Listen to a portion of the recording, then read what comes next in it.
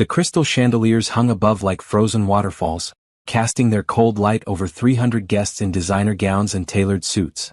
Amara Monroe stood in the center of the Monroe family ballroom, her emerald green dress catching the light as she faced the crowd of Atlanta's elite. Her mother-in-law's hand gripped her arm so tightly that she could feel bruises forming beneath her skin. "You thought you could hide it from us," Evelyn Monroe said, her voice carrying across the silent room. "You thought we would never find out what kind of woman our son married." Amara's heart pounded so hard she could hear it in her ears. She tried to find Raymond in the crowd, her husband of 4 years, the man who had promised to love and protect her until death parted them. He stood near the bar, his face blank, his champagne glass still in his hand. He did not move toward her. He did not speak. "I have not done anything wrong," Amara said, her voice steady despite the terror crawling up her spine. "Whatever you think you know, it is not true." Evelyn smiled. It was the smile of a snake before it strikes.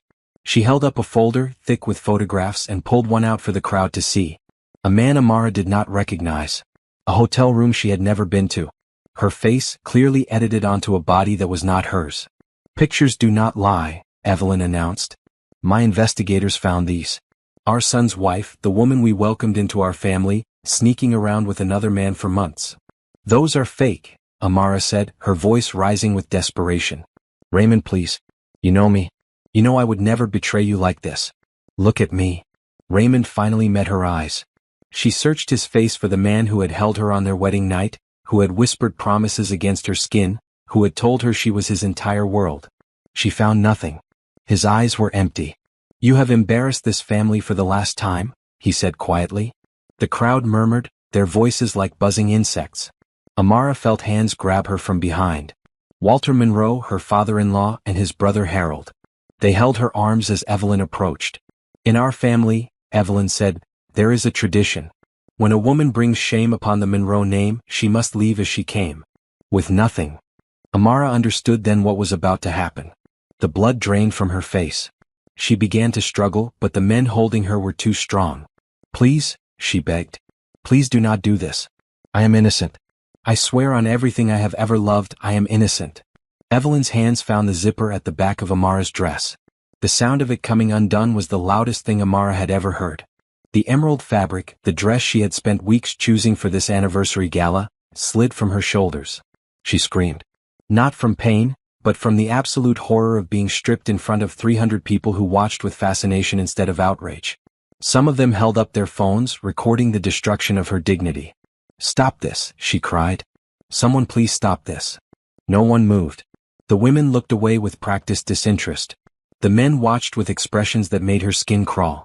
Candace Monroe, Raymond's younger sister, stood near the dessert table and did nothing. She even had the nerve to look bored. The dress fell to the floor. Amara stood in her undergarments, her brown skin exposed under the harsh lights, tears streaming down her face. Evelyn was not finished. She reached for the necklace Raymond had given Amara for their first anniversary, the one she had thought was a symbol of his love. "You never deserved any of this," Evelyn said, yanking the necklace so hard the chain broke against Amara's neck. Amara's knees gave out. She crumbled to the cold marble floor, her arms wrapped around herself, trying to cover what she could. Her body shook with sobs so violent she could barely breathe. "Throw her out," Walter commanded. Security guards stepped forward. They were efficient, grabbing Amara under her arms and dragging her toward the side entrance. Her bare feet scraped against the floor. Her voice had gone hoarse from screaming. "Raymond," she called one last time, twisting to look at her husband. "Raymond, please. I love you. Please do not let them do this to me." He turned his back on her and walked toward the bar for another drink. The night air hit Amara's skin like a slap. The security guards released her at the edge of the property, where the manicured lawn met the darkness of the road beyond. She fell onto the grass, the dew soaking into her skin, mixing with her tears. The massive wooden doors of the Monroe mansion slammed shut behind her. She could hear the party resuming inside. The music started again. People were laughing. She was nothing to them. After 4 years of marriage, 4 years of trying to be good enough for them, 4 years of giving up her own identity to become the perfect Monroe wife, they had thrown her away like garbage. Amara crawled to her hands and knees. The gravel of the driveway bit into her palms. She had no phone, no money, no clothes, no one to call. The nearest house was miles away and she had no car, no way to get there. She began to walk. The road was dark, lit only by the distant glow of the mansion she was leaving behind and the occasional passing of headlights that seemed to slow down before speeding away again. Each car that passed made her feel more exposed, more vulnerable, more ashamed. Her feet began to bleed. Small rocks and broken glass on the side of the road cut into her skin, but she kept walking because stopping meant lying down and never getting up again. She thought about her life, about all the choices that had led her here. She had fallen in love with Raymond Monroe when she was 26 years old. He had been charming, attentive, everything she thought she wanted. When he proposed after 8 months of dating, she said yes without hesitation. When his family made it clear they did not approve of her background, she worked harder to prove herself. When they asked her to sign a prenuptial agreement that gave her nothing if the marriage ended, she signed it because she believed they would be together forever. She had been such a fool. The Thompson estate appeared in her mind. Her parents' home, only 40 miles from where she now stumbled along a dark road in nothing but her underwear. Her father, Lawrence Thompson, one of the wealthiest men in the country. The man she had deliberately kept at arm's length because she wanted to prove she could succeed on her own. The man who had warned her about the Monroes. She had not listened. A gas station appeared in the distance, its lights a beacon in the darkness. Amara walked faster, ignoring the pain in her feet, focused only on reaching that light. The night clerk looked up when she pushed through the door, his eyes widening at the sight of her. "Ma'am, are you okay? Do you need help?" Amara could barely form words. Her teeth were chattering despite the warm Georgia night. "Phone?" she managed. "Please, I need to use a phone." The clerk handed over his cell phone without hesitation. His name tag read Kevin. He was young, maybe 19 or 20, and his face showed genuine concern rather than judgment. Amara's fingers trembled as she dialed the number she knew by heart. The phone rang twice before a familiar voice answered. "Hello? Daddy?" Amara whispered, and then she broke down completely. The word carried everything she could not say. The shame. The pain. The desperate need for someone to love her enough to come. "Amara? Baby girl, where are you? What happened?" She could hear her father's voice shifting, becoming the voice he used when he commanded boardrooms and negotiated billion-dollar deals. The voice that made powerful men nervous. "They stripped me," she sobbed. "In front of everyone. They threw me out. I have nothing. I am at a gas station somewhere. Please, Daddy. Please come get me. Stay where you are. Do not move. I am coming. Amara, listen to me. Everything is going to be okay. Daddy is coming." The line went dead. Amara handed the phone back to Kevin, who draped his own jacket around her shoulders without being asked. It smelled like cigarettes and cheap cologne, but it was the kindest thing anyone had done for her in hours. "Do you want me to call the police?" Kevin asked. Amara shook her head. "My father is coming." She sat on the floor of the gas station with her back against the chip display, Kevin's jacket wrapped around her like armor, and waited. 45 minutes later, a black town car pulled into the parking lot. Lawrence Thompson stepped out before the vehicle fully stopped, his tall frame cutting through the fluorescent lights. He was 62 years old, but he moved like a much younger man as he crossed the parking lot. His gray beard was neatly trimmed, his clothes impeccable despite the hour. But his eyes, when they found his daughter, held something Amara had rarely seen. Pure burning fury. He knelt beside her on the dirty gas station floor, this man worth $8 billion, and pulled her into his arms. "I have you," he said. "I have you now. No one will ever hurt you like this again." Amara clung to her father and wept. Lawrence looked up at Kevin, who stood awkwardly behind the counter. "What is your name, son?" "Kevin Mitchell, sir." "You helped my daughter?" "Anyone would have, sir." Lawrence nodded slowly. "I will remember that." He pulled out a business card from his wallet and placed it on the counter. "Call this number tomorrow. Ask for Patricia. She will have a job waiting for you." Then Lawrence Thompson lifted his daughter from the floor, carried her to the waiting car, and drove her away from the worst night of her life. In the back seat, wrapped in a cashmere blanket his driver had waiting, Amara finally stopped shaking. Her father held her hand the entire ride, saying nothing, simply being there. It was only when they were 20 minutes from home that he spoke. "Tell me everything," he said. "Leave nothing out. I need to know exactly what happened." And Amara told him. 4 years earlier, Amara Thompson had been a different woman. She sat in her small apartment in Midtown Atlanta, the one she paid for with her salary from the marketing firm where she worked as a junior account manager. The apartment was nothing special, a one-bedroom with a view of a parking garage, but it was hers. She had earned it without her father's money, and that meant everything. Her phone buzzed with a text from her college roommate. There is a party tonight at the Monroe estate. Very exclusive. I got you on the list. Amara almost said no.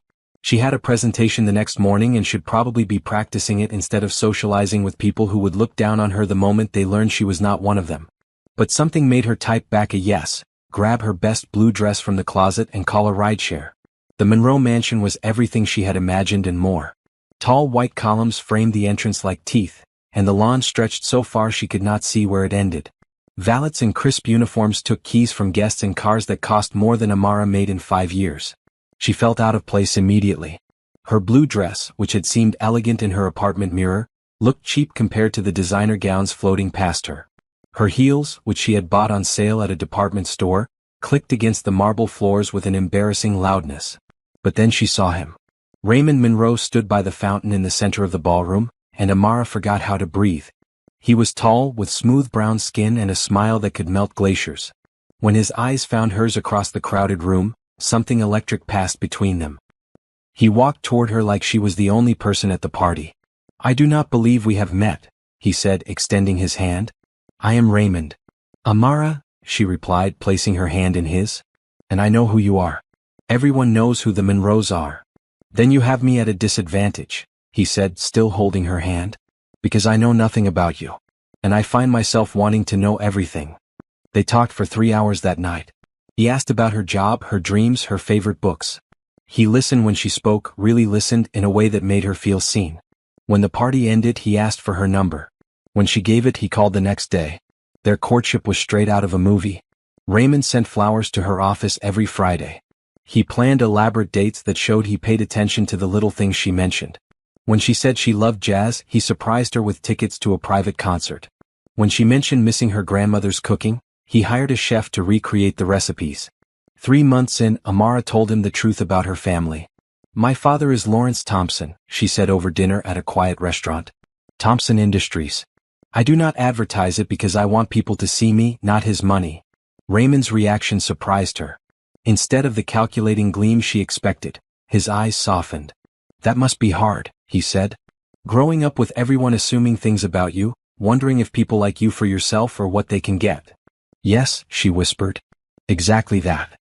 "I understand," he said. "More than you know." When he proposed 8 months later, kneeling on the beach at sunset with a ring that sparkled like the ocean, Amara believed she had found her person. Someone who understood her, who loved her for who she was, who would stand beside her through anything. She was wrong. The warning signs started small. His mother, Evelyn, who smiled at Amara with her mouth but never with her eyes. His father, Walter, who asked pointed questions about Lawrence Thompson's business dealings. His sister, Candace, who made little comments about Amara's hair, her clothes, her way of speaking. "They will warm up to you," Raymond promised. "They just need time." But time did not help. The wedding was beautiful, held at the Monroe estate because Evelyn insisted. Amara's parents attended but were seated far from the main table.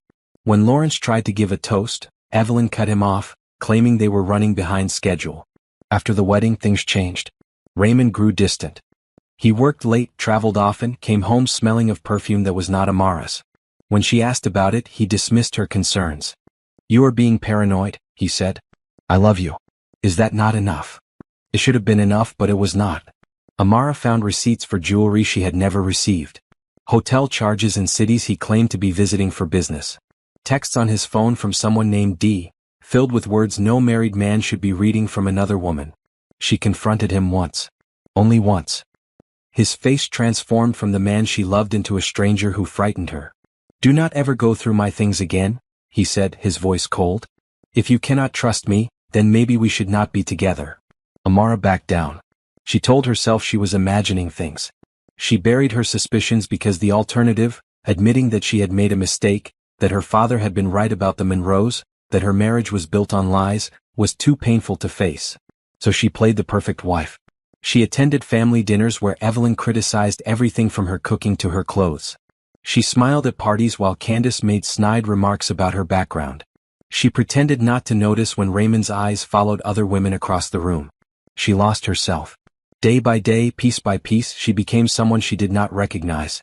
A shadow of the confident woman who had once insisted on making her own way in the world. Her parents noticed. Her mother, Naomi, called weakly with concern in her voice. "You sound tired, baby." Are you happy? Are they treating you well? Everything is fine, Mama, Amara would say. You worry too much. Lawrence was less subtle. The word on the street is that Monroe boy has wandering eyes, he said during one of their rare visits. Say the word and I will end him. Daddy, please. You do not understand their world. I understand men, Lawrence replied. And I understand when my daughter is being mistreated.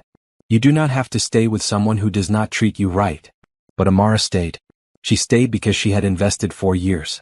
Because she had signed a prenup that left her with nothing. Because admitting failure felt worse than living with it. She stayed until the night of the anniversary gala, when Evelyn Monroe decided that Amara had outlived her usefulness. What Amara did not know, what she would not discover until later, was that her downfall had been planned for months. Evelyn had found someone better for Raymond, someone with more money and more connections. Denise Crawford, the daughter of a shipping magnate, who had been sleeping with Raymond for 2 years. Denise wanted Raymond.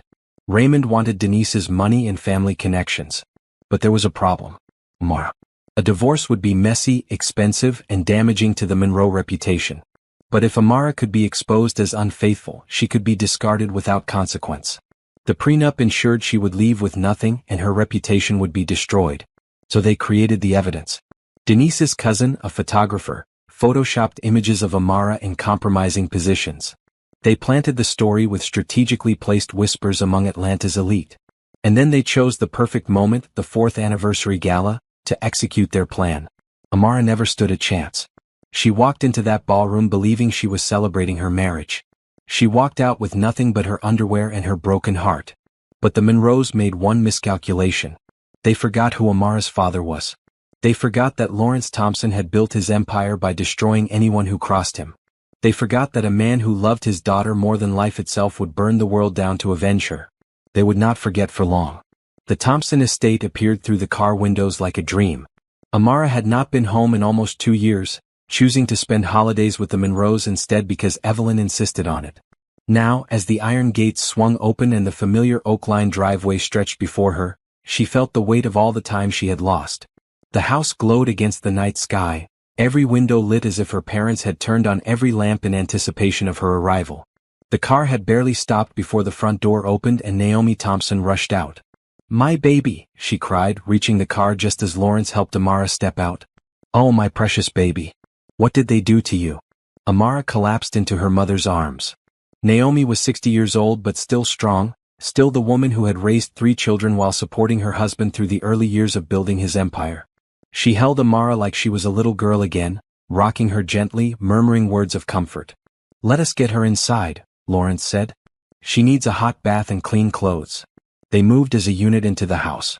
The marble floors that Amara had once slid across in her socks, the grand staircase she had raced her brothers down, the paintings she had studied during long childhood afternoons, everything was exactly as she remembered. But she was not the same person who had left. Naomi took charge. She drew a bath with lavender oil, laid out fresh pajamas, sat with Amara while she soaked in water hot enough to turn her skin pink. She did not ask questions. She simply existed, a warm presence in a cold world. Mama, Amara finally said, her voice barely above a whisper. I was so stupid. You and Daddy tried to tell me and I would not listen. Hush, Naomi replied. None of this is your fault. You loved a man who did not deserve you. That is not stupidity. That is being human. They showed pictures. In front of everyone. They said I was unfaithful. Amara's voice broke. I never cheated on him, Mama. Not once. Not even in my thoughts. I loved him. I know, baby. I know. After the bath, Naomi dressed Amara's wounded feet and tucked her into the bed in her childhood room. The pink walls had been repainted a soft cream, but the window seat where she used to read still looked out over the rose garden. Sleep, Naomi said, kissing her forehead. Your father and I will handle everything. But Amara could not sleep. She lay in the darkness, staring at the ceiling, replaying the night over and over. Every face in that crowd. Every hand that touched her. The sound of her dress hitting the floor. The coldness in Raymond's eyes. Down the hall in Lawrence's study, a very different scene was unfolding. Lawrence Thompson sat behind his mahogany desk, the phone pressed to his ear. He had changed from his casual clothes into a tailored suit because the calls he was about to make required a certain frame of mind. Across from him sat Robert Hayes, his head of security and personal investigator, who had arrived within minutes of being summoned. I want everything, Lawrence said into the phone. Every business deal, every financial transaction, every secret they have tried to hide. The Monroe family has operated in Atlanta for 3 generations. They did not build their empire by being clean. Find the dirt. He hung up and turned to Robert. What do we know? Robert flipped open a leather folder. Raymond Monroe, 35 years old. MBA from Duke, never used it. Works as a vice president at Monroe Holdings, a title his father created for him. No significant business achievements of his own. And the family? Walter Monroe, 68. Founded Monroe Holdings 40 years ago. Commercial real estate mostly. Net worth approximately $400 million. The word on the street is their holdings are leveraged to the point of instability. They have been looking for a major investor for the past 2 years. Lawrence leaned back in his chair. So they married my daughter for her connections. When she did not provide them, they decided to dispose of her. It appears that way, sir. But there is more. Robert pulled out a photograph. Denise Crawford, 29 years old. Daughter of Marcus Crawford, who owns Crawford Shipping. Lawrence took the photograph. A beautiful woman with calculating eyes stared back at him. Who is she to the Monroes? She has been romantically involved with Raymond Monroe for at least 2 years. Our sources indicate she was present at the gala tonight, seated at the family table. Lawrence's jaw tightened. He was cheating on my daughter while his family accused her of infidelity. Yes, sir. The photographs they presented tonight were fabricated. I have already confirmed it with a digital forensics expert. The metadata shows they were created 3 weeks ago using standard photo manipulation software. I want that expert ready to testify if needed. Lawrence stood and walked to the window. The night was quiet, peaceful, a stark contrast to the storm building inside him. What about Crawford Shipping? Solid company. Net worth approximately $600 million. But they have their own skeletons. Environmental violations they have covered up. Labor practices that would not survive public scrutiny. So the Monroes are trading up. Disposing of my daughter to align with a wealthier family. Lawrence turned back to Robert. What is their timeline? Our sources say Raymond plans to announce his engagement to Denise Crawford within 2 months. They wanted Amara gone and disgraced so there would be no complications. Lawrence was silent for a long moment. When he spoke, his voice was calm, almost gentle. It was the voice his competitors feared most because they knew it meant he had already decided their fate. The Monroe family humiliated my daughter. They stripped her of her clothes and her dignity. They threw her into the street like trash. He picked up a crystal paperweight from his desk and examined it as if seeing it for the first time. I built this empire from nothing. I started with one warehouse and turned it into an international conglomerate. I have ended careers, destroyed companies, and broken men who thought they were untouchable. He set the paperweight down with a soft click. The Monroes have made themselves my enemy. They do not understand what that means yet. But they will. Robert nodded. What are your orders, sir? First, I want every piece of evidence against them documented and verified. The affair, the fabricated photographs, any financial irregularities. Build me a case so airtight that even God himself could not find a hole in it. And then we wait. We watch. We let them believe they have one. And when they feel most secure, when they think they have gotten away with everything, we will take it all away from them. Lawrence's eyes were cold. Not quickly. Slowly. I want them to feel every loss. I want them to watch their world crumble piece by piece and know exactly who is doing it to them. Understood, sir. One more thing. Lawrence sat back down at his desk. My daughter will be involved in every step of this. Not as a victim but as a participant. She needs to reclaim her power. She needs to see that she is not helpless. Robert stood to leave but paused at the door. Sir, in all my years working for you, I have never seen you this angry. Lawrence looked up. They touched my child, Robert. They hurt my baby girl. There is no limit to what I will do to them. In her childhood bedroom, Amara had finally fallen into a fitful sleep. She dreamed of green dresses and cold marble floors, of hands grabbing her and cameras flashing, of Raymond's back as he walked away.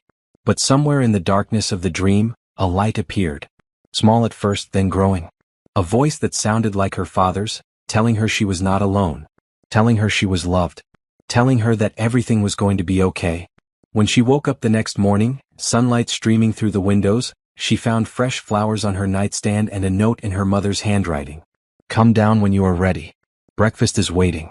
We love you more than you will ever know. Amara held the note to her chest and for the first time since the nightmare began, felt something other than pain. She felt hope. 2 weeks passed. Amara spent most of that time in her childhood home healing. Her mother brought her meals, her father sat with her in the evenings, and slowly, carefully, she began to piece herself back together. The bruises on her arms faded. The cuts on her feet healed. The wounds inside took longer. But she was not idle. Each day Robert Hayes arrived with updates. Each day she learned more about the depth of her betrayal.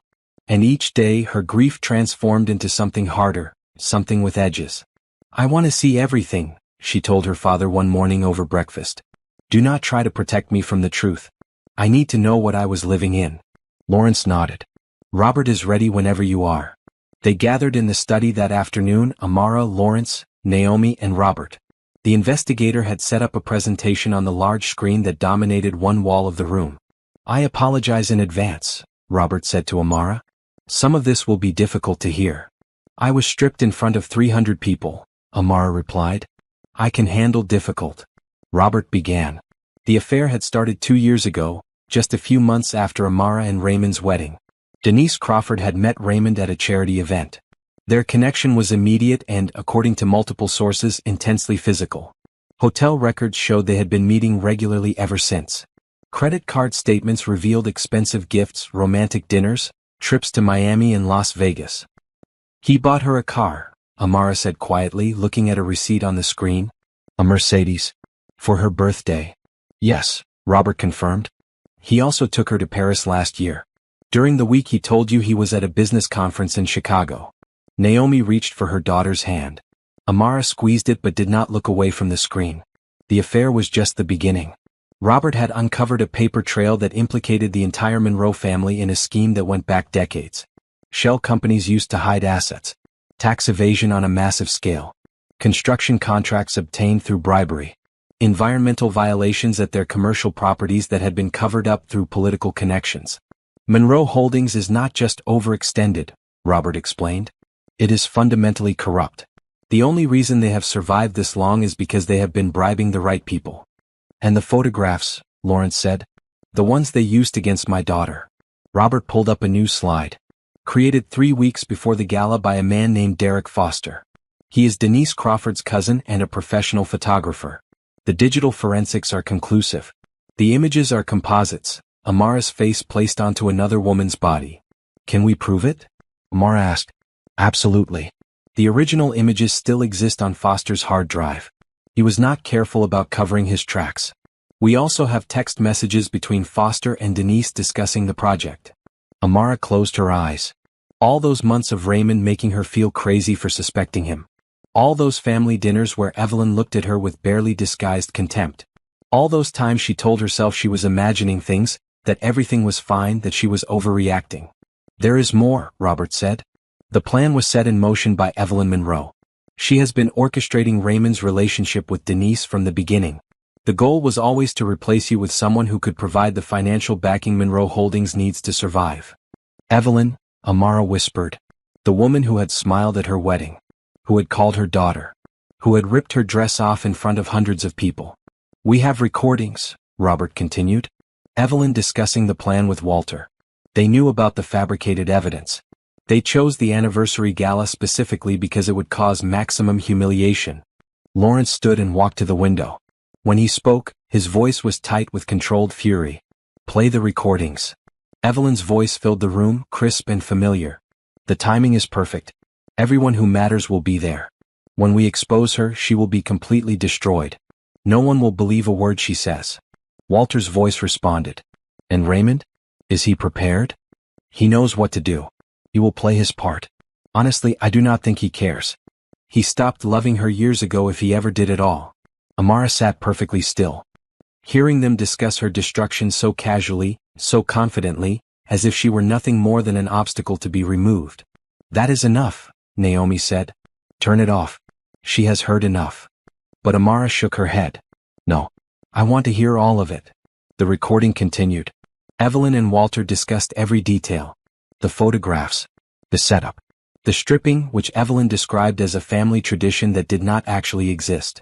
The plan to file for divorce the following week, citing Amara's supposed infidelity as grounds to enforce the prenuptial agreement.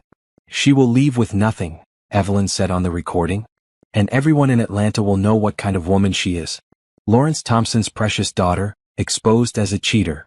It is almost poetic. The recording ended. Silence filled the study. Amara stood. She walked to the window and stood beside her father, looking out at the manicured grounds of the Thompson estate. For a long moment, neither of them spoke. When I married him, Amara finally said, I thought I was building a life. I gave up everything, my career, my independence, my connection to you and Mama, because I believed in our family. I believed in him. I know, baby, Lawrence said. They planned this for years. Every smile, every kind word was a lie. They used me and then threw me away like I meant nothing. Yes. Amara turned to face her father. Her eyes were dry. I do not want them destroyed because of what they did to me. I want them destroyed because they are bad people who have hurt others and gotten away with it for too long. Lawrence studied his daughter's face. He saw something new there. The girl who had been stripped and humiliated was gone. In her place stood a woman with steel in her spine. What do you want to do? He asked. I want to work, Amara said. At Thompson Industries. I want to earn my place, not as your daughter but as an employee. I want to rebuild my life from the ground up. And the Monroes?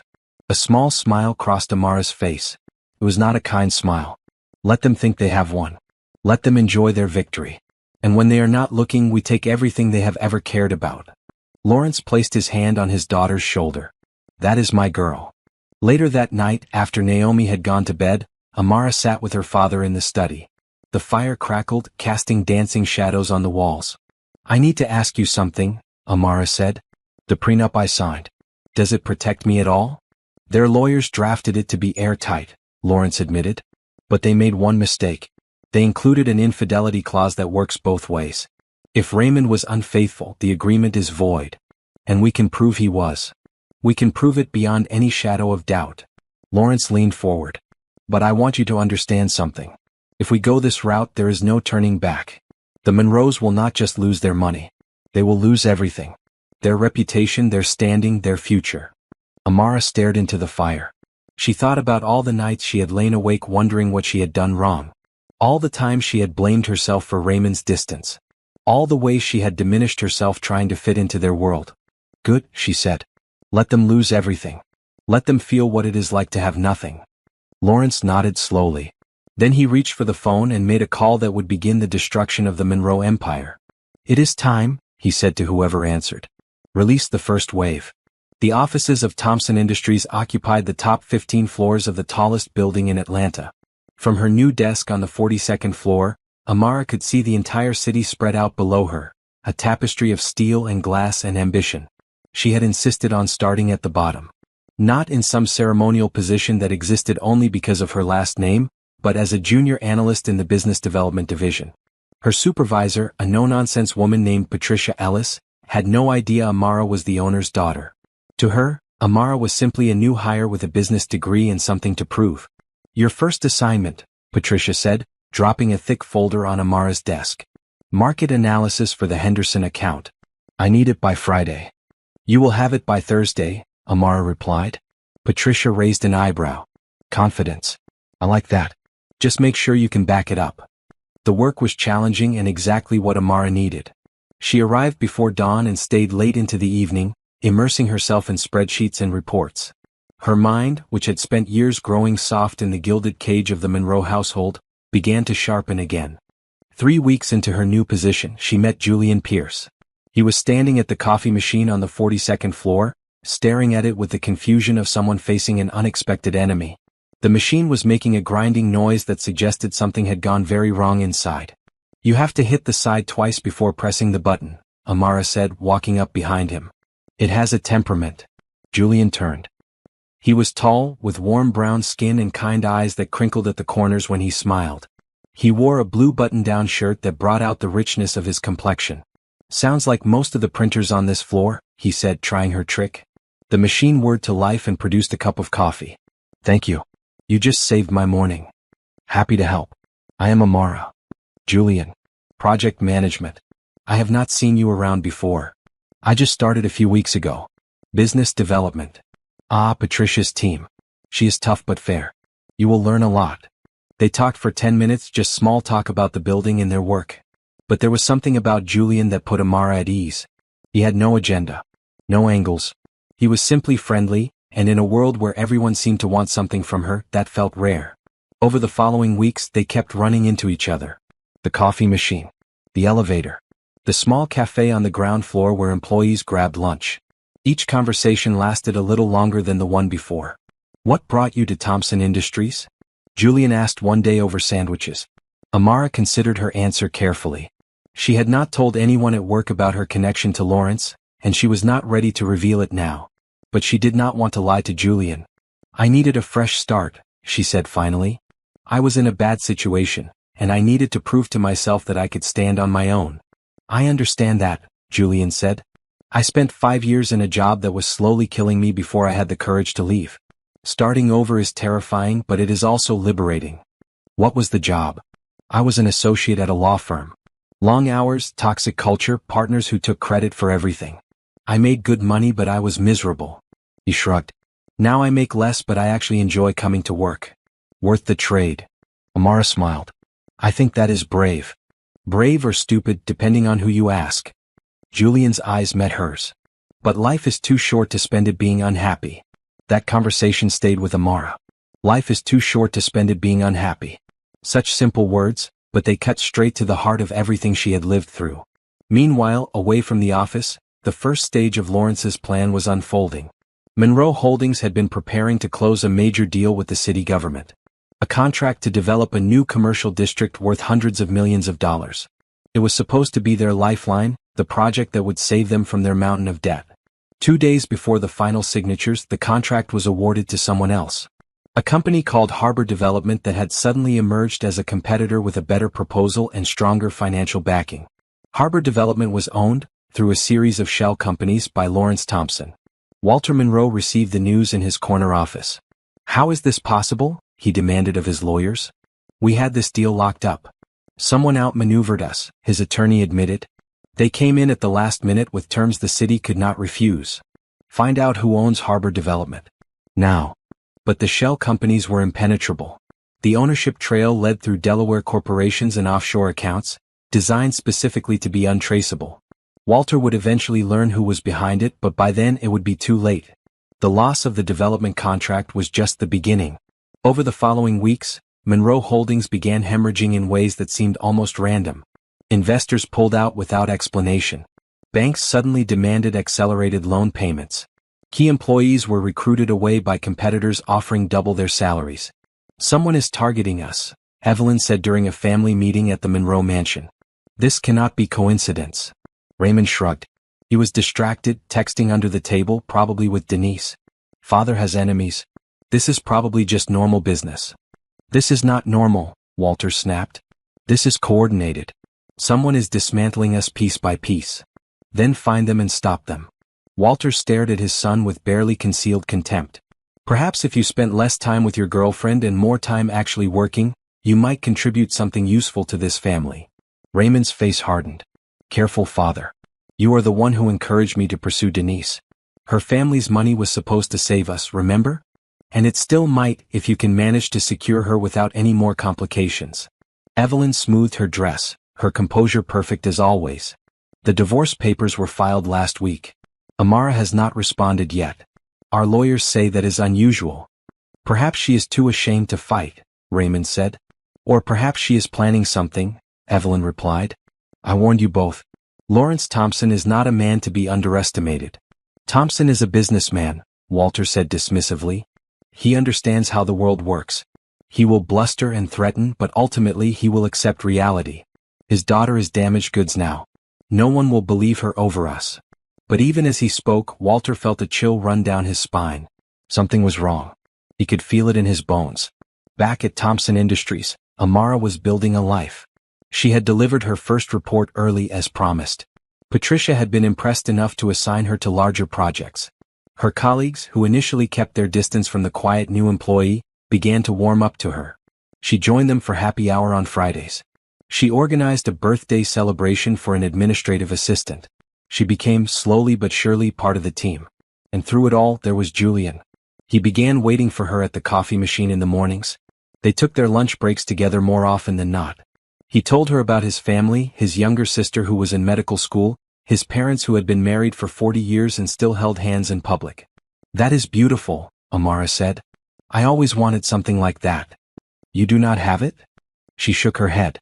"I was married. It did not work out." Julian did not push for details. He simply nodded and said, "I am sorry. That must have been hard." "It was. But I am learning that sometimes the worst things that happen to us can lead to the best things." She met his eyes. "If I had not gone through what I went through, I would not be here. I would not have found this work or this life or—" She stopped, suddenly shy. "Or," Julian prompted gently. "Or people like you," Amara finished quietly. "People who are kind without wanting anything in return." Julian was quiet for a moment. Then he reached across the table and touched her hand just briefly, just enough to let her know he understood. "For what it is worth," he said, "I think whoever let you go was an idiot." Amara laughed, the first real laugh she had experienced in months. It felt strange and wonderful, like stretching a muscle she had forgotten she had. That night she called her mother. "Mama, I met someone," she said. "Not like that, not yet. But he is different. He makes me feel like myself again." Naomi's voice was warm with hope. "Tell me everything." And Amara did. The Monroe mansion, once a symbol of old money elegance, had begun to show cracks. Walter sat in his study surrounded by papers, each one bearing bad news. The latest was a notice from their primary bank, calling in a loan that should not have been due for another 3 years. The reason given was vague: internal policy changes. But Walter knew the truth. Someone had gotten to them. "How much do we need?" Evelyn asked, standing by the fireplace in a maroon dress that probably cost more than most people's monthly salary. 20 million. By the end of the month. "We do not have it." "I am aware." Evelyn's composure cracked, just slightly. "What about Denise's family? Raymond needs to accelerate the engagement." "I have already spoken to Marcus Crawford. He is willing to help, but only after the wedding. He wants to ensure his daughter is properly secured first. Then tell Raymond to propose. Tonight." "I told him. He said he needs time." "Time?" Evelyn's voice rose. "We do not have time. This family is drowning and our son is too busy playing house with his mistress to notice." Walter said nothing. There was nothing to say. Across town, in a modern apartment overlooking Centennial Park, Raymond Monroe was having his own crisis. "You need to choose," Denise said. She was beautiful, there was no denying it. Long legs, perfect makeup, designer clothes. But her eyes had a hardness that Raymond had once found attractive and now found exhausting. "I am tired of waiting. Your divorce should have been final by now. There have been complications." "What complications?" "She was caught cheating. She has no legal standing." Raymond poured himself a whiskey. "Her lawyers sent a counter-filing. They are claiming the photographs were fabricated and citing evidence of my own infidelity." Denise's face went pale. "What evidence?" "They have everything. Hotel records. Credit card statements. Text messages." He drained his glass. "They even have recordings of my mother planning the whole thing." "That is impossible. How would they have access to?" "Lawrence Thompson." Raymond spat the name like a curse. "He has been investigating us for weeks. His people are everywhere. My father's banker is on his payroll. Our head of security was feeding him information. We have been compromised from the inside." Denise sank onto the couch. "What does this mean?" "It means the prenuptial agreement is void. If she can prove I was unfaithful, which she can, Amara is entitled to half of everything." Raymond laughed bitterly. "Not that there is much left to split. Your family is worth hundreds of millions." "Was worth? Our holdings are collapsing. Contracts are disappearing. Investors are fleeing. Someone is systematically destroying us and we cannot even figure out how." He poured another drink. "I underestimated her father. We all did." Denise stood and gathered her purse. "I need to speak with my father." "About what?" "About whether an alliance with your family is still in my best interest." She headed for the door, then paused. "You should have been smarter, Raymond. You should have kept her happy and kept me hidden. Now you are going to lose everything, including me." The door slammed behind her. Raymond stood alone in his apartment, the amber liquid trembling in his glass. For the first time since this all began, he felt fear. The next blow came 3 days later. A prominent business magazine published an investigative piece on Monroe Holdings. The article detailed decades of questionable practices: bribery, tax evasion, environmental violations, mistreatment of workers. Anonymous sources provided documentation. Former employees spoke on the record. The story spread like wildfire. Within hours, it was the talk of Atlanta's business community. Monroe Holdings' stock price, already depressed, plummeted further. Partners rushed to distance themselves. Social invitations were quietly withdrawn. But the worst was yet to come. Evelyn Monroe received a phone call from her oldest friend, a society matron named Patricia Wellington who had been by her side through decades of galas and fundraisers. "I am calling to let you know that you have been removed from the planning committee for the spring charity ball," Patricia said, her voice cool. The board felt it was best, given the current circumstances. Evelyn's hand tightened on the phone. "What circumstances?" "Evelyn, please. Everyone knows what you did to that girl. The photographs were fake. Your son was the one having an affair. You stripped an innocent woman in front of 300 people. She brought shame on our family. She was framed. By you." Patricia's voice held no sympathy. "I stood in that ballroom and watched. I did nothing because I believed what you told us. Now I know the truth and I am ashamed of myself. Patricia, we have been friends for 30 years. Yes. Which is why I am calling instead of letting you find out through the newspapers. But our friendship is over. Do not contact me again." The line went dead. Evelyn sat motionless for a long moment. Then, slowly, deliberately, she picked up a crystal vase from the table beside her and hurled it against the wall. The shattering glass was oddly satisfying. At Thompson Industries, Amara heard about the article from Patricia Ellis, who mentioned it casually during a team meeting. "Monroe Holdings is in free fall," Patricia said. "If any of you have investments with them, I would suggest divesting immediately." Amara kept her face neutral, but inside, something complicated was happening. She had wanted this. She had asked for this. But actually watching it unfold was different from imagining it. She called her father that evening. "I saw the article." "Yes. It has been widely circulated. How much of it came from us?" "All of it. We simply provided the journalists with accurate information and let them do their job." Lawrence paused. "Are you having second thoughts?" Amara considered the question carefully. "No. They deserve what is coming. I thought it would feel different. Better, maybe." "Revenge is not about feeling good," Lawrence said. "It is about justice. About making sure that bad people face consequences for their actions. The satisfaction comes later when you have rebuilt your life and they are still picking up the pieces of theirs. When does it end? When they have nothing left. When the world knows what they did. When your name is cleared and theirs is forever stained." His voice softened. "But if you want to stop, we stop. This is your decision, not mine." Amara thought about the ballroom. The cold marble floor. Raymond's back as he walked away. "No," she said. "We do not stop. Not until it is finished." The next day, Raymond Monroe appeared at Thompson Industries. He was waiting in the lobby when Amara came down for lunch, looking nothing like the confident man she had married. His suit was wrinkled. His eyes were bloodshot. He had clearly not slept in days. "Amara," he said, stepping toward her. "Please. We need to talk." She stopped, her expression unreadable. "We have nothing to talk about. I made mistakes. I know that. But we can work this out. Sign the divorce papers, take a reasonable settlement, and we can both move on." "A reasonable settlement?" Amara's voice was ice. "You mean the prenup that was supposed to leave me with nothing? The same prenup that is now void because of your affair." That was a misunderstanding. The photographs were fake. I know. The whole world knows now." Raymond's desperation showed. "My family is being destroyed.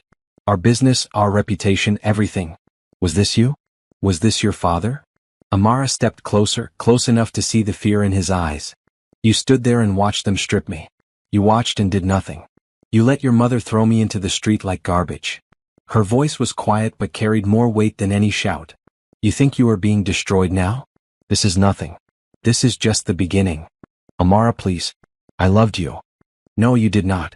You never loved me. I was useful to you, a trophy, a connection to my father's money. When I stopped being useful, you threw me away." She stepped back. "The divorce papers will go through my lawyers. You will sign whatever they put in front of you. And then you will never speak to me again." "And if I refuse?" Amara smiled. It was not a kind smile. "Then we will release everything else we have. The recordings of your mother planning my humiliation. The photographs of you and Denise. The documentation of every illegal thing your family has ever done." She tilted her head. "Do you really want to test me, Raymond?" He had no answer. Amara walked past him toward the door where Julian was waiting. He had seen everything, had been ready to intervene if needed. "Are you okay?" he asked quietly. Amara looked back at Raymond one last time. Her former husband stood in the lobby of her father's building, surrounded by success and power that would never be his. A broken man in a wrinkled suit, with nothing left but his pride, and even that was slipping away. "Yes," she said, turning back to Julian. "I think I finally am." Spring arrived in Atlanta with blooming azaleas and warm breezes that carried the promise of new beginnings. Amara had been working at Thompson Industries for 4 months now, and the woman who had once been stripped of everything was becoming someone new. Her work had earned her a promotion. Junior analyst to senior analyst with a team of her own. Patricia Ellis had personally recommended her, praising her strategic thinking and tireless work ethic. "I do not know where you came from," Patricia told her, "but wherever it is, they trained you well." Amara accepted the compliment without revealing the irony. She had come from luxury and privilege, had deliberately walked away from it to prove something to herself. And she had. Her relationship with Julian had deepened too. They were not officially dating, not yet, but they were something. Friends who lingered too long over coffee. Colleagues who found excuses to work on the same projects. Two people circling each other, building trust before taking the leap. It was Julian who finally made the first move. They were on the roof of the Thompson building, a private garden that employees rarely used. The city spread out below them, glittering in the evening light. Amara was telling him about her childhood, about growing up as Lawrence Thompson's daughter and the weight of expectations that came with it. "I always felt like people saw the name before they saw me," she said. "I wanted to be just Amara. Not Amara Thompson. Not someone's daughter or someone's wife. Just me." "And who is just Amara?" Julian asked. She thought about it. Someone who is stronger than she knew. Someone who can survive being broken and put herself back together. Someone who is learning to trust again. Julian reached for her hand. This time, instead of a brief touch, he held it. "I need to tell you something." Amara's heart skipped. "Okay. I know who you are. I have known for a while." She went still. "What do you mean?" "Your father owns this company. Your face was all over the news a few months ago, the story about the Monroe family and what they did to you." Julian's eyes were steady. "I knew before our first conversation at the coffee machine." Amara pulled her hand back. "Why did you not say anything?" "Because you did not want people to know. You were working so hard to be seen as yourself, not as your family. I wanted to respect that. So every conversation, every lunch, every moment we have shared, you knew the whole time?" "Yes." She stood, moving to the edge of the roof, looking out at the city. Betrayal was too strong a word, but something cold settled in her chest.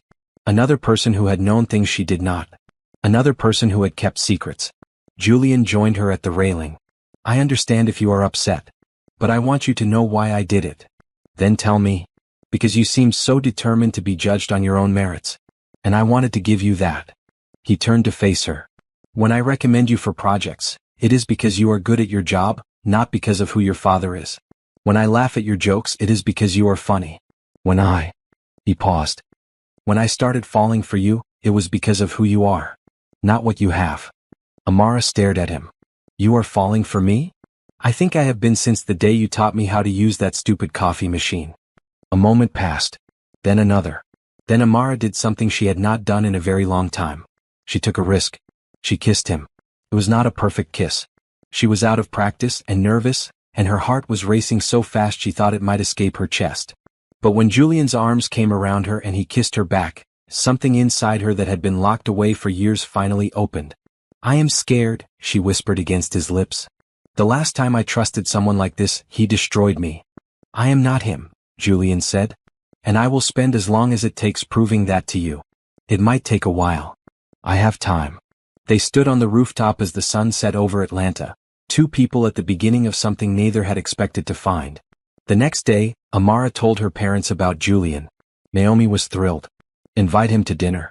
I want to meet the man who has put that smile on your face." Lawrence was more measured. "What do we know about him?" "Daddy, please do not investigate my boyfriend. He works for me. I already have a file." Amara sighed. "Of course you do." "He is clean," Lawrence admitted. "Good family. Hard worker. No scandals or skeletons. His only notable quality is that he turned down 2 offers from larger companies to stay at Thompson Industries because, and I quote, "the culture here actually respects its employees." "So you approve?" "I will approve after I meet him. But so far." Lawrence allowed himself a small smile. He seems like an upgrade from the last one. Julian came to dinner that weekend. He wore a green sweater that Amara had once mentioned was her favorite color on him. He brought flowers for Naomi and a bottle of scotch for Lawrence. He was polite and charming and answered Lawrence's pointed questions without flinching. "What are your intentions toward my daughter?" Lawrence asked over dessert. "Daddy?" "It is a fair question." Julian set down his fork. "Mr. Thompson, your daughter is the most remarkable person I have ever met. She is brilliant and kind and strong in ways most people cannot even imagine.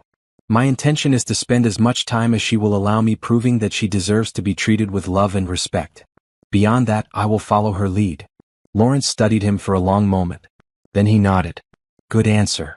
After dinner, Amara walked Julian to his car. "I'm sorry about my father. He can be intense. He loves you. I would be worried if he was not intense." Julian took her hands. "Thank you for letting me into your life. I know it was not easy. No. But it was worth it." He kissed her goodnight, a soft kiss full of promise. Amara watched him drive away, then turned back toward the house where her parents waited. For the first time since the night of the gala, she felt like the future might hold something other than pain. But the Monroes were not finished yet. Raymond's desperation had reached new heights. With Denise pulling away and his family's fortune crumbling, he had convinced himself that reconciling with Amara was his only option. If he could win her back, access to her father's resources might follow. He showed up at her apartment building, waiting in the lobby with flowers and promises. "I have changed," he told her when she came down. "These past months have made me realize what I lost. We can start over. We can try again." Amara looked at the flowers. Pink roses, her favorite. She remembered how touched she had been when he first learned that about her, how she had thought it meant he truly knew her. Now she knew better. "Raymond," she said calmly, "I am only going to say this once. I do not love you anymore. I'm not sure I ever did. I loved an idea of you, a version you created to manipulate me. The real you watched me be humiliated and did nothing.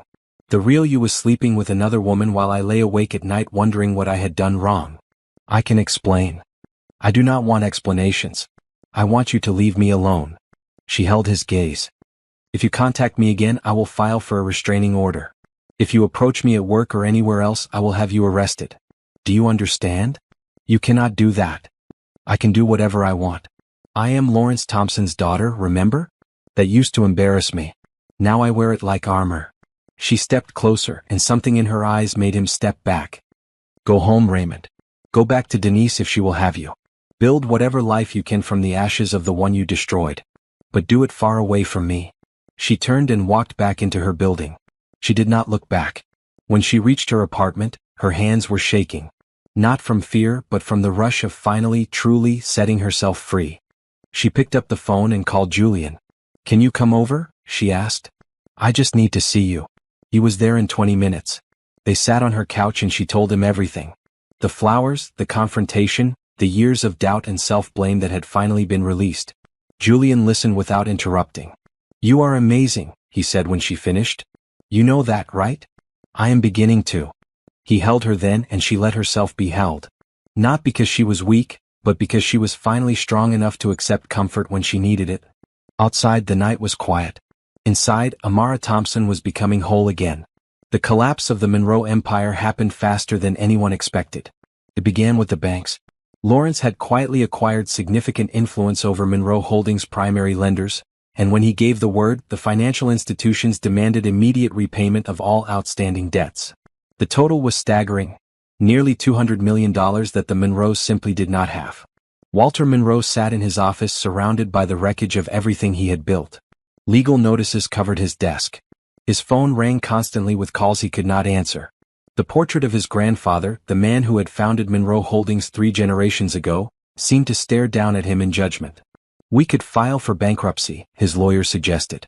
"It would at least buy us time." "Bankruptcy means losing everything," Walter said. "The houses, the cars, the art collection. Everything. You are losing everything anyway. At least this way you maintain some control over the process." But there was no control to be had. Lawrence Thompson had been thorough. Every escape route was blocked. Every ally had been turned. Every resource had been stripped away. The Monroe mansion was the first to go. Seized by creditors, its contents auctioned off to pay a fraction of the family's debts. Evelyn stood on the front lawn watching strangers carry out furniture that had been in her family for a century. "This is not over," she told anyone who would listen. "We will rebuild. The Monroes always rebuild." But even she did not believe it. Raymond fared no better. His apartment, his car, his club memberships, all liquidated. He moved into a small studio in a neighborhood he would have refused to drive through a year ago. His designer suits hung in a closet barely big enough to hold them. Denise Crawford was gone. Her father, Marcus, had severed all ties with the Monroes the moment their financial troubles became public. A man worth $600 million did not associate with failures. Raymond's calls went unanswered. His texts were ignored. She left him a voicemail on the day she returned the engagement ring he had given her. "You promised me a partnership with a powerful family. Instead you gave me a scandal. Do not contact me again." But there was something else. Something Raymond did not learn until 3 weeks after Denise disappeared. She was pregnant. The news came from a mutual acquaintance who heard it from a friend. Denise was expecting Raymond's child, but she had no intention of letting him be part of the baby's life. She had already retained lawyers to ensure he would have no parental rights. Raymond sat in his tiny apartment and stared at the wall. He had lost everything.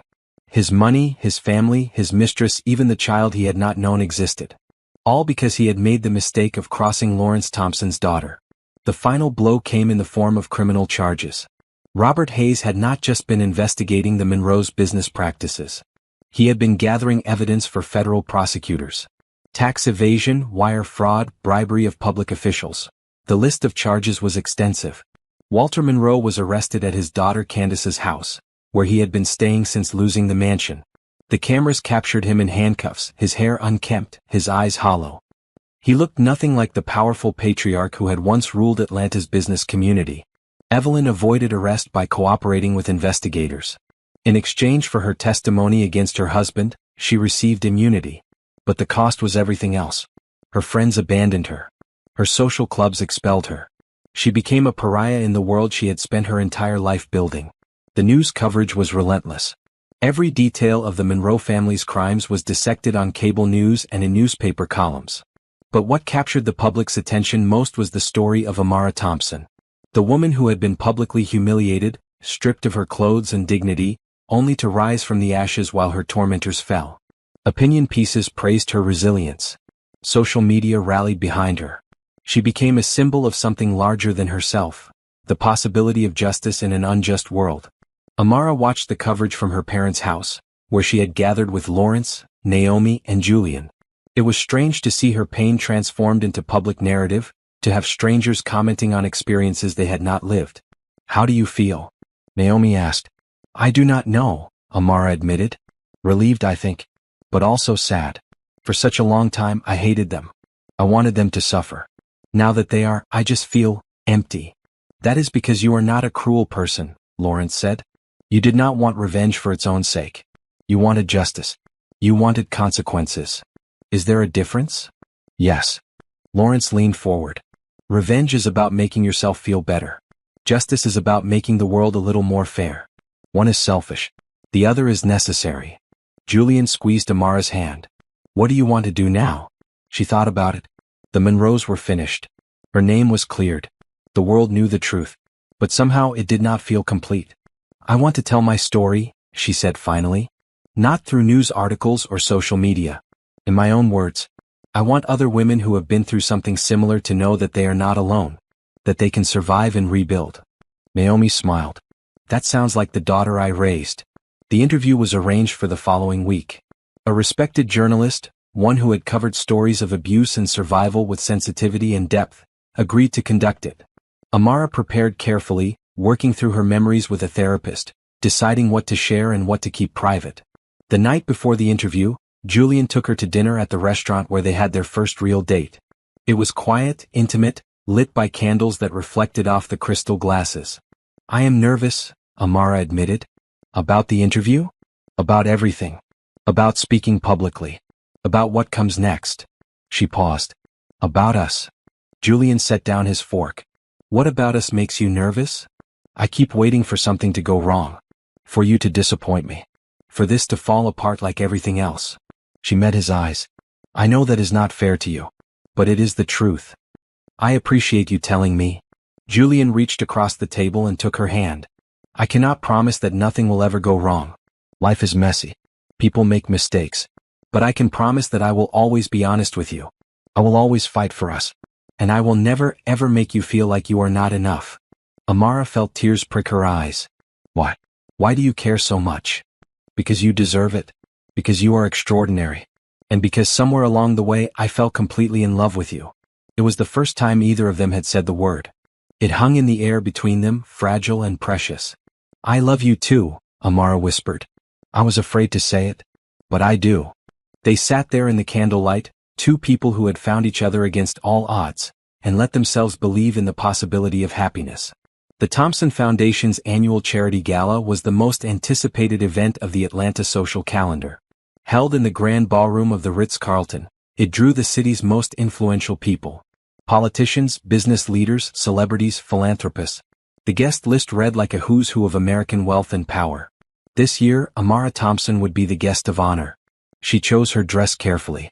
A stunning red gown that flowed around her like fire, designed by a young designer she had discovered during her time at Thompson Industries.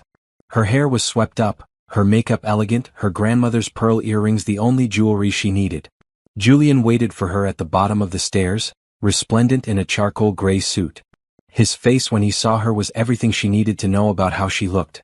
You are breathtaking, he said simply. You clean up pretty well yourself. They drove to the hotel in Lawrence's limousine, Amara's parents seated across from them. Naomi wore royal blue.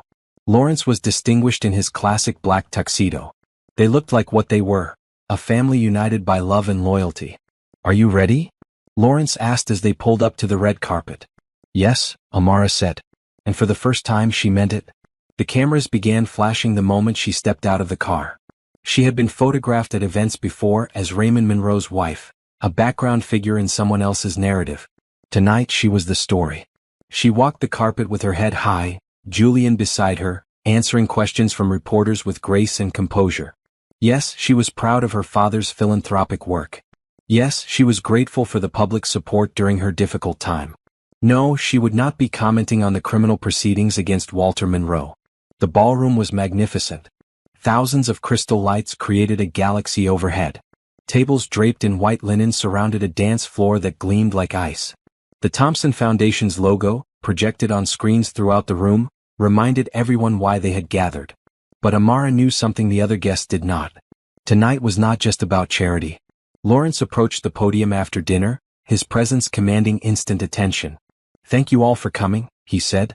The Thompson Foundation has spent 30 years working to improve educational opportunities for underserved communities. Tonight, I am proud to announce a new initiative, the Amara Thompson Scholarship Fund, which will provide full college scholarships to survivors of domestic abuse and family violence. Applause filled the room. Amara felt tears threatening and blinked them back. But before we discuss the future, Lawrence continued, I want to talk about the past. Many of you were present a few months ago at an event in this very city. An event where an innocent woman was publicly humiliated. Her clothes torn from her body. Her reputation destroyed. Her dignity stripped away. The room went silent. Some guests shifted uncomfortably. Others leaned forward with interest. That woman was my daughter. And tonight, I want to make sure everyone knows the truth.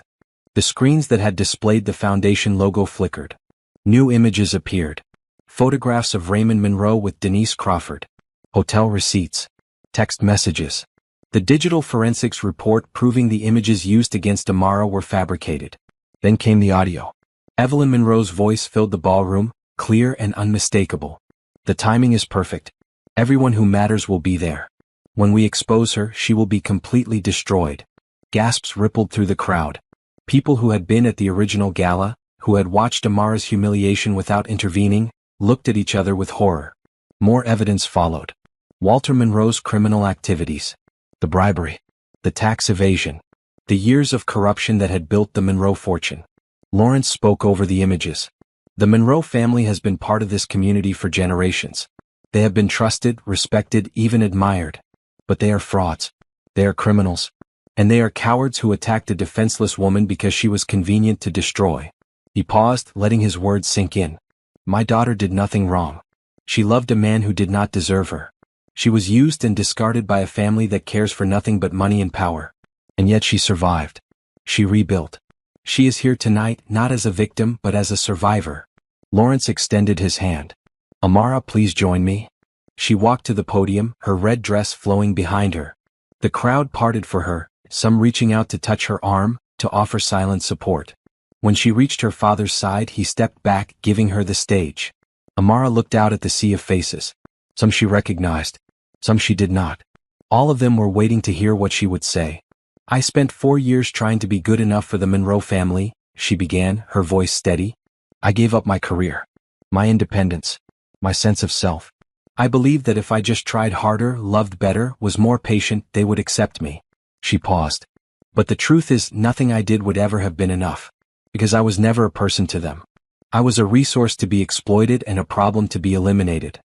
Her eyes found Raymond in the crowd. He stood near the back, alone, wearing a suit that no longer fit properly. He had not been invited, but he had somehow gotten in. Perhaps hoping for a chance to plead his case. Perhaps simply unable to stay away. Raymond, she said, and the room turned to look at him. You were my husband. You promised to love and protect me. And when your family was destroying me, you walked away to get another drink. She let that image settle over the crowd. I am not here for revenge. I am not here to gloat over your family's downfall. I am here because I want every woman who has been made to feel worthless, who has been blamed for her own abuse, who has been told she is not enough, to know that she is enough. She has always been enough. And the people who made her feel otherwise are the ones who should be ashamed. Amara turned back to the crowd. The Amara Thompson Scholarship Fund will help survivors rebuild their lives, just as I am rebuilding mine. Because everyone deserves a second chance. Even those of us who have been stripped of everything. She stepped back from the podium. The silence lasted 1 heartbeat. 2, 3. Then the applause began. It built like a wave, sweeping through the ballroom, until the entire room was on their feet. Julian clapped with tears in his eyes. Naomi pressed her hand to her heart. Lawrence simply smiled, the proud smile of a father whose daughter had exceeded every expectation. Raymond Monroe turned and walked out of the ballroom. No one tried to stop him. No one even noticed. He was already forgotten. After the speeches, after the donations, after the photographs and handshakes, Amara found a quiet moment on the balcony overlooking the city. The night air was cool and clear. Julian joined her. How do you feel? Free, she said. I feel free.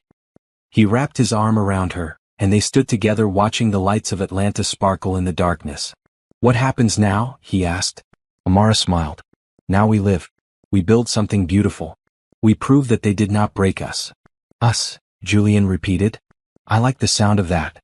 Get used to it, Amara said. Because I plan to keep you around for a very long time. She kissed him then, on the balcony of the Ritz-Carlton, with the city at her feet and the future stretching out before her. It was not a fairy tale ending. Real life rarely is. But it was a beginning. And that was enough. 1 year later. The small chapel sat nestled in the Georgia hills, surrounded by wildflowers and ancient oak trees. It was not the grand venue the Thompson name could have commanded. It was better than that. It was intimate, personal, filled with the people who truly mattered. Amara stood in the bridal suite, looking at herself in the mirror. Her dress was elegant simplicity itself. White silk that flowed to the floor, delicate lace at the neckline, a small train that whispered behind her when she walked. She wore her grandmother's pearls and a single fresh magnolia in her hair. Her mother appeared behind her in the mirror. You look beautiful, baby. I feel beautiful. I cannot remember the last time I felt like this. Naomi adjusted the magnolia slightly. I was nervous on my wedding day too. I am not nervous, Amara said, surprising herself with the truth. I am excited. Grateful. Ready. He is a good man. He is the best man. A knock at the door. Lawrence entered, distinguished in his morning suit, his eyes immediately filling when he saw his daughter. You look just like your mother did all those years ago. Do not make me cry before the ceremony. I promise nothing. He offered his arm. Are you ready? I have been ready for a long time. They walked through the chapel, past the small gathering of friends and family who had come to witness this new beginning. Julian's sister, Nicole, sitting with their parents, who had welcomed Amara into their family without reservation. Patricia Ellis, her former supervisor, who had become a friend. Robert Hayes, whose investigation had given her back her truth. No one from the Monroe family was present. No one would have invited them if they had been welcome, which they were not. The doors to the chapel opened, and Amara saw Julian waiting at the altar. He was crying. Not trying to hide it, not ashamed of it, simply overwhelmed by the sight of her. He wore a navy blue suit that brought out the depth of his eyes, and when he smiled at her, she felt every doubt she had ever carried about love simply dissolve. Lawrence walked her down the aisle, each step bringing her closer to the life she had chosen. When they reached the altar, he placed her hand in Julian's. "Take care of her," Lawrence said quietly, "or I will end you." "Daddy?" "I know you will," Julian replied, utterly unintimidated. "I would expect nothing less." The ceremony was simple and sincere. They had written their own vows. "Amara," Julian said, holding both her hands in his, "I fell in love with you at a coffee machine. You were patient with a complicated situation and kind to a stranger who could not figure out which button to push. That is who you are. Patient, kind, strong in ways that take my breath away." He paused. "You could have let your past break you. Instead, you turned it into something powerful. I promise to support you in everything you do. To celebrate your victories and hold you through your struggles. To be your partner in every way that matters." Amara's tears were flowing freely now, but she did not care. "Julian," she said, "for a long time I believed that love meant losing yourself. That it meant giving up pieces of who you are until there was nothing left. You taught me that real love is the opposite. You loved me back to wholeness. You saw me at my most broken and chose to stay." She squeezed his hands. "I promise to be honest with you even when it is hard. To trust you even when I am scared. To build a life with you that we can both be proud of." The rings were exchanged. The vows were sealed. And when the officiant said, "You may kiss the bride," Julian kissed her with the tenderness of a man who understood exactly how precious she was. The reception was held in a garden pavilion under strings of lights that twinkled like stars. There was food and wine and music. There were toasts that made everyone laugh and cry. There was dancing until the moon was high. But the moment Amara would remember most came later, when she and Julian were alone on the edge of the party, watching their guests celebrate. "Mrs. Pierce," Julian said, testing out the name. "Mr. Pierce," she replied. "We did it. We did." He pulled her close. "Any regrets?" "Not a single one." They stood there, wrapped in each other, as the music played and the stars wheeled overhead. Two people who had found each other against all odds and chosen to believe in the possibility of happiness. The Monroes, meanwhile, were living very different lives. Walter Monroe had been convicted on multiple counts of fraud and corruption. He was serving a 12-year sentence in a federal facility, his remaining years measured in cinderblock walls and scheduled meals. Evelyn Monroe lived in a small apartment on the outskirts of Atlanta, surviving on a modest pension and the charity of distant relatives who still acknowledged her existence. The society friends who had once fought for her attention now crossed the street to avoid her. Raymond Monroe worked as a used car salesman at a dealership owned by a man who had once been his father's driver. He lived alone. Denise had given birth to a daughter she refused to let him see. His attempts to rebuild had failed repeatedly, his name too tarnished for anyone to take a chance on him. Candace Monroe, who had stood silently in that ballroom watching her brother's wife be destroyed, had married into a family that moved her to Seattle. She never returned to Atlanta. The Monroe name, once synonymous with power and prestige, had become a cautionary tale. A reminder of what happens when cruelty catches up with those who practice it. 3 weeks after the wedding, Amara received a letter. It arrived at her new home, the house she and Julian had purchased together. The handwriting on the envelope was familiar. "Raymond." She stood in the kitchen, holding the letter, feeling the weight of everything it represented. Julian came in from the garden. "What is that?" "A letter. From Raymond." "Are you going to read it?" Amara considered the question. She thought about all the time she had agonized over Raymond's words, parsed his silences for meaning, searched for explanations that never came. She thought about the woman she had been and the woman she had become. "No," she said. She walked to the trash bin and dropped the letter inside, unopened. "Are you sure?" Julian asked. "I am sure." She smiled at him, the man who had taught her what real love looked like. "Whatever he has to say, it does not matter anymore. That chapter of my life is closed." Julian crossed the kitchen and wrapped his arms around her. "I am proud of you. I am proud of myself." They stood in their kitchen, in their home, surrounded by the life they were building together. Outside, the sun was setting, painting the sky in shades of pink and gold. Amara thought about everything she had survived. The betrayal. The humiliation. The long dark nights when she had wondered if she would ever feel whole again. And then she thought about where she was now. Well, successful. Free. You know what I realized? She said. What? They did not break me. They thought they could strip away everything I had and leave me with nothing. But I am still here. I am stronger than I have ever been. And I have everything that matters. Julian kissed the top of her head. You always did. You just needed to find your way back to it. I am glad I did. She looked up at him. I am glad I found you. Me too. He grinned. Even though you only liked me for my coffee machine skills. Amara laughed, the sound bright and free. Come on, Julian said. Let us go watch the sunset. They walked out to their garden, hand in hand, leaving the closed letter behind. The sky was vast and beautiful, full of possibility. And Amara Thompson Pierce, the woman who had once been stripped of everything, faced the future without fear. She had survived the worst. Now it was time to live the best.